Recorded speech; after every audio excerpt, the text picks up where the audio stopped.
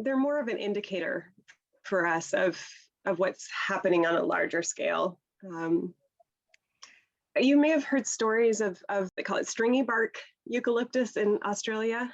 That so the eucalypt, there's like 800 species of eucalypt, but there's certain types of eucalyptus that have very stringy bark, and when fires burn through, the bark can detach, like the fire will burn the attachments to the tree, and so the long, huge pieces of bark will lift in the smoke column and be alight and can travel. I mean, there's stories of them traveling miles and miles and miles in front of fires and then drop down and start a smaller fire, which then, you know, merges with the larger fires, and you have this mega conflagration. And you know, so, you know, I think of that, and I've seen it in the US on a smaller scale with things like pine needles and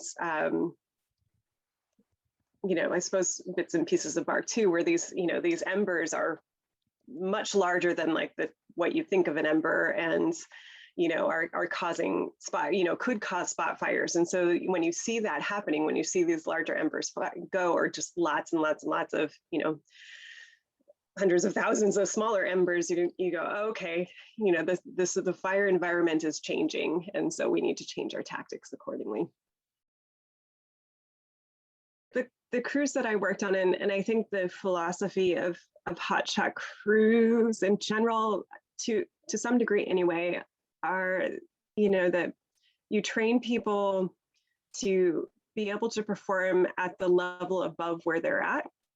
And so a lot of times people have years and years and years worth of experience that are beyond sort of their position, and so they become their insights, no matter if they're sort of just a regular crew member or a senior firefighter or a squad leader or a captain or a superintendent. You know, if you're seeing something, you're encouraged to share that and speak up. And so by sort of fostering that attitude and environment, you are allowing your situational awareness as a crew to increase. And so there's a lot of value and benefit in that. That said, there's certainly been times where I was more concerned about what was happening than, say, my squad boss was. And so, you know, I think you learn how to communicate in different ways to convey, you know, your feelings. You know, you do it in a respectful way, you do it within the chain of command, of course, but, you know, just to say, okay, this is what I'm seeing. No, this is what I'm seeing. I'm seeing a lot of spot fires. That's telling me that something's changing, you know, to make sure that they understand, because there's so many factors, and there's, you know, you're working long shifts, you're doing hard physical labor, you're not always eating, you know, food at the same time. And so people's ability to like process information changes not only throughout the day, but throughout the season.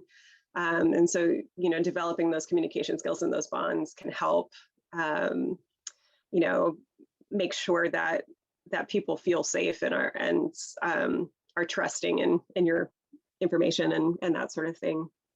There's been a couple of times where you know, I didn't speak up, and we ended up in bad situations, and that happens that happens with everyone if you fight fire for any length of time. But in all of those situations, you talk about them afterwards. There's like a formal protocol that you use after a shift, particularly if something goes wrong, to assess. It's called an after action review, to assess you know, what happened, what was planned, what you did, what you should have done, you know, that sort of thing, to learn from it.